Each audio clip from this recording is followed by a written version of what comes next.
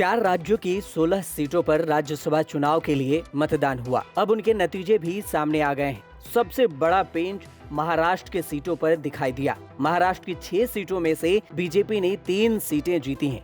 शिवसेना, कांग्रेस और राकंपा ने एक सीट जीती। शिवसेना के संजय पवार चुनाव हार गए। महाराष्ट्र में महाविकास अघाड़ी यानी MVA के 3 तो बीजेपी के 3 उम्मीदवारों ने जीत हासिल की। केंद्रीय मंत्री और बीजेपी उम्मीदवार पीयूष गोयल को 48 वोट मिले। बीजेपी के एक और उम्मीदवार अनिल बोंडे ने भी 48 वोट के साथ जीत दर्ज की।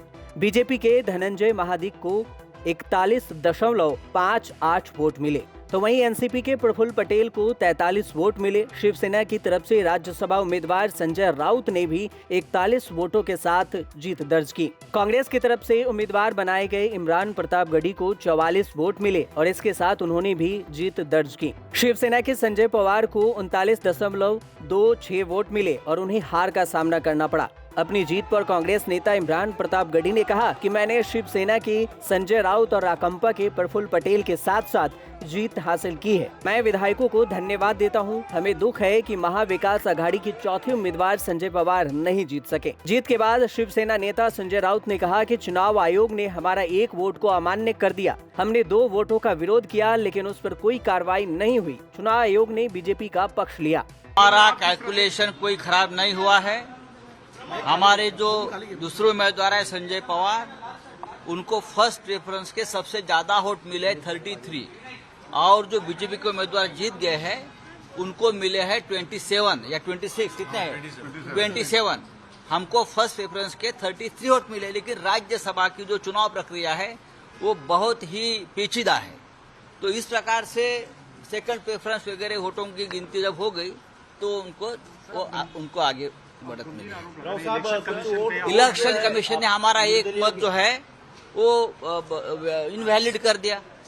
हमने जो ऑब्जेक्शन लिया था 2 वोटों पर, उनके ऊपर कोई निर्णय नहीं हुआ। फेवर किया गया लगता है, इलेक्शन कमीशन ने फेवर किया। देखो 7 घंटा क्यों लगता है भाई? दो स्टेट में भी ऐसा ही हुआ था सर, हरियाणा और राजस्थान में। हरियाणा, राजस्थान, महाराष्ट्र में जो हुआ है उसके ऊपर इलेक्शन कमीशन के स्वतंत्रता के ऊपर एक गंभीर प्रश्न चिन्ह निर्माण हुआ है।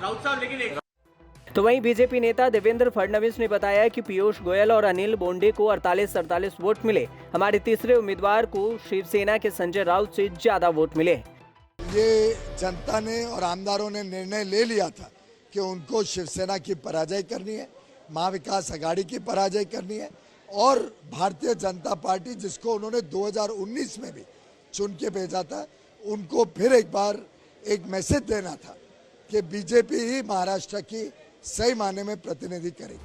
आपको बता दें कि इससे पहले बीजेपी ने महाविकास अघाड़ी के 3 विधायकों की शिकायत दर्ज की थी। उन्होंने अधिकृत व्यक्ति के अलावा अपना वोट किसी और को भी दिखाया है। तो वहीं MVA ने बीजेपी के एक निर्दलीय विधायक की शिकायत दर्ज की थी। बीजेपी ने एनसीपी नेता और महाराष्ट्र सरकार के मंत्री जितेंद्र अवध, कांग्रेस की यशोमती ठाकुर और शिवसेना के सुहास कांडे के खिलाफ शिकायत दर्ज कराते हुए वोट रद्द करने की मांग की थी। हालांकि रिटर्निंग ऑफिसर ने दावा खारिज कर दिया, जिसके बाद बीजेपी ने चुनाव आयोग से संपर्क किया। वहीं MVA ने बीजेपी के सुधीर मुनगंटीवार के खिलाफ शिकायत दर्ज की। आरोप लगाया कि मुनगंटीवार ने पोल एजेंट के अलावा किसी और को वोट दिखाया। इसके अलावा अमरावती जिले के निर्दलीय विधायक रवि राणा के खिलाफ भी शिकायत दर्ज की गई। राणा पर हनुमान चालीसा दिखाकर मतदाताओं को प्रभावित करने की कोशिश करने का आरोप लगाया गया। साथ ही यह भी कहा गया कि उन्होंने अपने वोट का खुलासा किया है। बीजेपी ने एनसीपी के जितेंद्र अवध, कांग्रेस के यशोमती ठाकुर, शिवसेना के सुहास कांडे के खिलाफ शिकायत दर्ज की थी। उन्होंने अधिकृत व्यक्ति के अलावा अपना वोट दिखाया, इसलिए वोट रद्द कर दिया जाना चाहिए। हालांकि आरओ ने दावा खारिज कर दिया था, इसलिए बीजेपी ने चुनाव आयोग से संपर्क किया।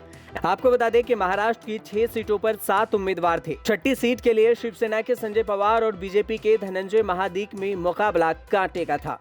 मुख्यमंत्री उद्धव ठाकरे के लिए ये प्रतिष्ठा की लड़ाई थी, लेकिन वो अपने उम्मीदवार को जिताने में नाकामयाब रहे। नतीजे से पहले दोनों खेमों में जबरदस्त खींचतान दिखी गई। आखिरकार शिवसेना को हार का सामना करना पड़ा और बीजेपी ने अपनी सीटों पर बाजी मार ली। ब्यूरो रिपोर्ट, न्यूज़ तक।